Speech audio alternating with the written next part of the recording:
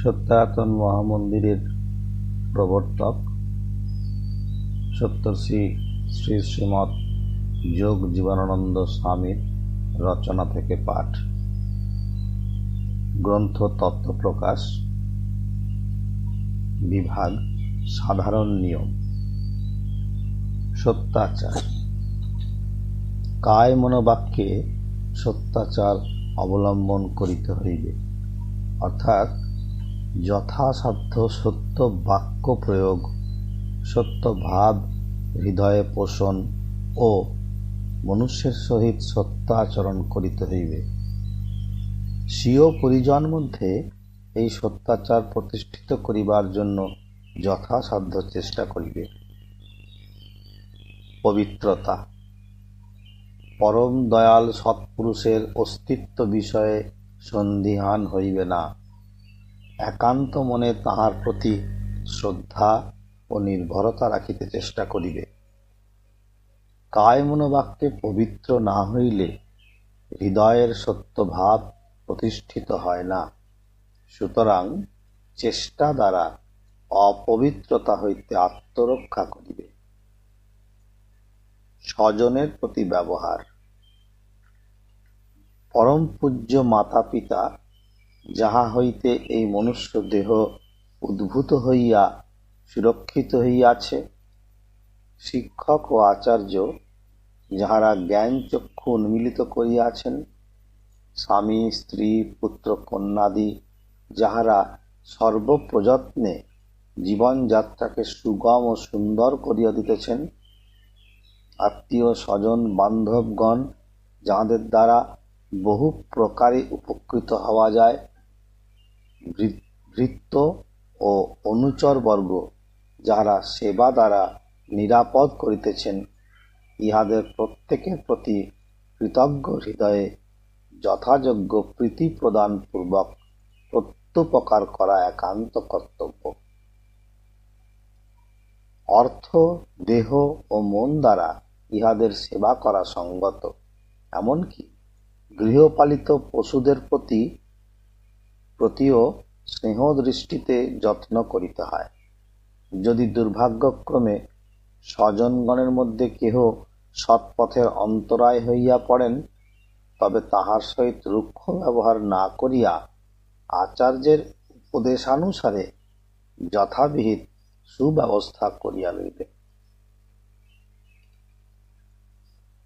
খাদ্য ও পরিচ্ছদাদি। খাদ্যদ্রব্যের সহিত শরীরের বিশেষ সম্বন্ধ। শরীরকে আশ্রয় করিয়া মন অবস্থান করেন। মনের সহায়তায় সাধন আরম্ভ হয়। মনই পিণ্ড দেহস্থ বদ্ধ চৈতন্য। সুতরাং খাদ্যের সহিত ধর্মাচরণের কোনো সম্বন্ধ নাই, এরূপ মনে করা গর্বিত মিথ্যা ভাব মাত্র। সত্যাশ্রয়ী বৃন্দ খাদ্য ও পরিচ্ছদ সম্বন্ধে যত্নপূর্বক সতর্কতা অবলম্বন করিবে। যাহার শরীর যেরূপ খাদ্য ব্যবহার করিলে সবল ও সুস্থ থাকে, দেশকাল অবস্থাভেদে তাহার সেইরূপ খাদ্যই গ্রহণ করা উচিত। অনাবশ্যক ও অহিতকর খাদ্য সুলভ এবং সুস্বাদু হইলেও খাওয়া অসঙ্গত। উহা মাত্র লোভের পরিচায়ক। অধিক আহার করা, অসময়ে আহার করা অনুচিত।